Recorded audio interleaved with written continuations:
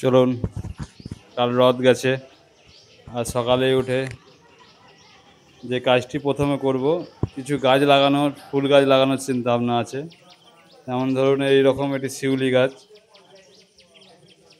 লাগানোর প্রোগ্রাম কিছু আছে।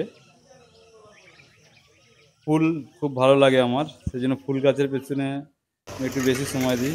আজকে কিছু শিউলি চারা লাগাবো, শিউলি ফুলের গাছ। এটি এই জায়গায় হচ্ছে আমাদের মহাশ্মশান। এটি আমাদের গ্রাম থেকে রাধারপাড় নামে পরিচিত। দেখুন কত পূর্বপুরুষের সমাধি। এই সমাধিটা, যে মন্দিরটা আছে আমার দাদু ঠাকুমার, এখানটা একটি শিউলি গাছ বসানো হয়েছিল কিছুদিন আগেও। আরও একটি বসাবো, যাতে যে শিউলি গাছ এই কোণে আরেকটি বসাবো, যাতে ভোরের বেলায় সমাধিতে কিছু ফুল পড়ে থাকবে।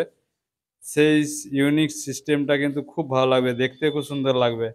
আরেকটি শিউলির চারা গাছ নিয়ে আজ বসালাম,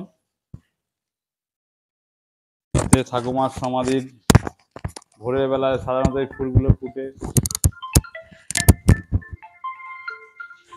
ভোরের বেলায় এই ফুলগুলি ফুটে, রাত্রে ফোটে, কিন্তু ভোরের হওয়ার আগেই ফুলটা ঝরে যায়। দেখুন আমাদের এই একটা স্থান, যে বলতে পারেন এই নতুন হয়েছে, এখনও উদ্বোধন হয়নি। এইটাই মহাশ্মশান। শ্মশান আগের এটি চুল্লি ছিল, এই যে এটি নতুন যে হয়েছে, আমি তো মনে করছি আমাদের শেষ স্থান, এটা স্বর্গে যাওয়ার পথ। এতে একবার উঠতে পারলেই সব শান্তি হয়ে যায়।